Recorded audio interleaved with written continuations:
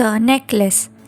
If you worship money and things, if they are where you tap real meaning in life, then you will never have enough. Never feel you have enough. David Foster Wallace. This is water. Here's something about life. We all have desires. And that's not bad. After all, that's what keeps the economy going. Our dreams and aspirations are very important to us. And I don't think any of us truly rest till we achieve them. It's not always attainable, but our goals are what keep us going. But where does one draw the line between greed and spirit? Does having aspirations mean we give up satisfaction about what we have? Does it mean we must always be constantly unhappy about what we have right now? And perhaps more importantly, does our greed justify the severity of our suffering? The Necklace by Guy de Maupassant is a reflection on these questions and perhaps more. Before we get into the story, here's some background on the writer. Guy de Maupassant is considered to be one of the fathers of the modern short story. A Frenchman, he wrote hundreds of short stories making him famous all over the world. The Necklace is one of his most popular short stories that popularized the concept of twist ending. Back to the story. We meet Mademoiselle Mathilde Loisel, who is a charming pretty lady born in a modest household. She, however, feels she deserves to be rich and expects the moon from her life. Unfortunately for her, she is married into a similarly modest house. While her husband Monsieur Loisel is not born with a silver spoon in his mouth, he is fairly well-to-do. They have a comfortable house with maids to do their work. But that isn't enough for Mathilde. She sulks about her life and is bitter. She even resents her friend Forestier for being rich. While Monsieur Loisel is content eating his stew at his comfortable dinner table, if not lavish dinner table, Mathilde dreams of extravagant banquets. One day her wish does come true, or so her husband thinks, when he hands her an invite to a fancy ball or a party at his workplace. Insecure that she doesn't have anything to wear, Mathilde rejects the invitation and breaks down. Wanting to make his wife feel better, Monsieur Loisel gives her 400 francs, which he has been saving to buy a gun for himself, to get a new dress. As the party approaches, Mathilde, now with her new dress, feels anxious once again about her appearance as she doesn't have jewelry to go along with the dress. She is clear and firm. She can't look poor. She can't look tacky. And so it is decided on her husband's suggestion that she will borrow a dress from her forestier. And so it's decided on her husband's suggestion that she will borrow a piece from her friend Forestier. Mathilde selects an ornate piece of diamond necklace and is overjoyed when Forrester consents to lend her the same.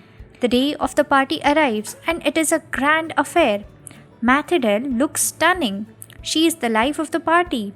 She is at the center of attention. Everyone wants to talk to her, and this to her is no less than finally living her dreams. Alas, the night must end.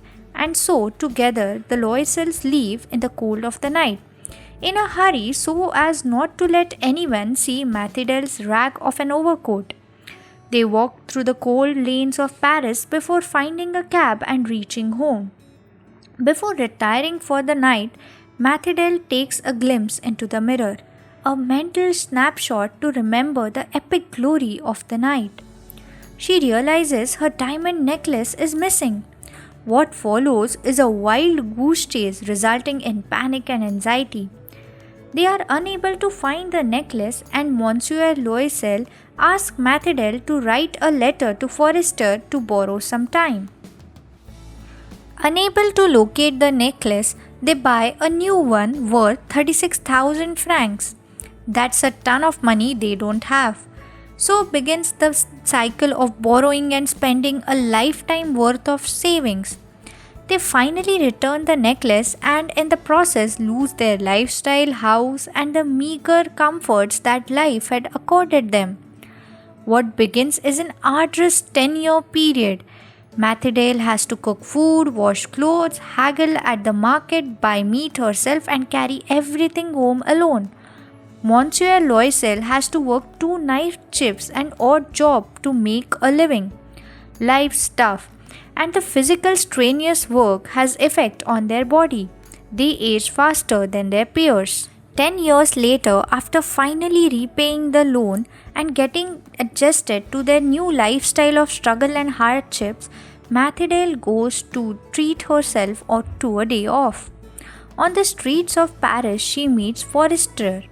Initially unable to recognize her friend, Forestier asks Mathilde what happened to her for her situation to be so miserable.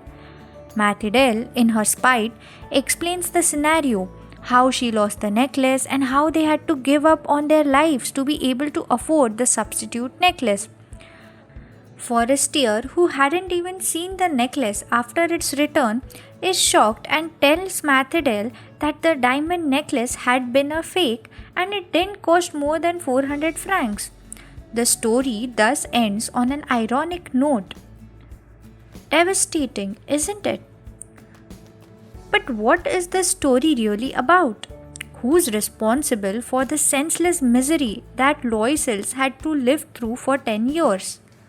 While it is hard to place the blame singularly on anyone, there are few things worth observing.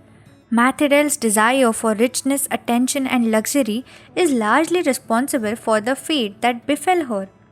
But there's also Loisel's self-righteous sense of honor that makes their life extremely difficult. Had things been different if they had confessed to Forestier? Certainly so, but they didn't, and instead chose to suffer through a life of pain that ultimately seems pointless. Perhaps the important lesson here is that what we worship marks our downfall. Take the case of Mathilde. While there's nothing wrong with wanting to be rich, one must consider their actual reality and seek a sense of gratitude about it. Instead of accepting things for what they were, Mathilde pretends to live a life that she doesn't have. And why does she do that? Because she worships her beauty and femininity above everything else. So if she is beautiful and smart, she deserves to be rich.